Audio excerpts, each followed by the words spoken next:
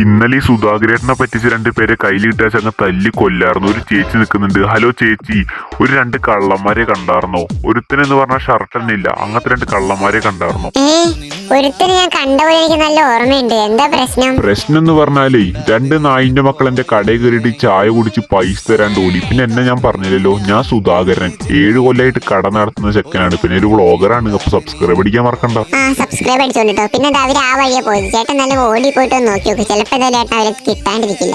എടാ ജബ്ബാറേ, നീ അറിഞ്ഞാ നമ്മള് പെട്ട് ആ സുധാകരേട്ട ഇപ്പോഴും നമ്മുടെ ബാക്കിലുണ്ടാ. ഞാൻ വിചാരിച്ച അയാൾ പോയിണ്ടാവുമെന്നാ.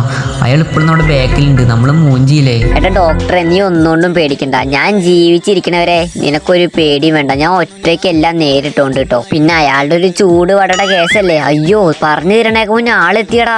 കള്ള നായിന്റെ മക്കളെ, നിങ്ങളങ്ങനെ ഓടി ഒളിക്കാന്ന് വിചാരിച്ചോ? ഇത് സുധാകരനാടാ. ഇത് ഈ സുധാകരന്റെ കോളനിയാടാ. ഈ സുധാകരന്റെ കോളനിയിൽ നിങ്ങൾ എവിടെ വരെ ഓടുകടാ പന്നിയോളെ? അയ്യോ സുധാകരേട്ട, ഞാനൊന്നുമല്ല. എല്ലാം ഈ നീല ബനിയിട്ട് ഇവനില്ലേ, ഇവനാണ് എല്ലാം ഉണ്ടാക്കിയത്. ഇവനാ പറഞ്ഞത് നമുക്ക് ഓടാന്ന്. അതെനിക്ക് മനസ്സിലായതാ. ഇവനെ കാണുമ്പോ തന്നെ ഒരു കള്ള ലക്ഷണം ഉണ്ട്.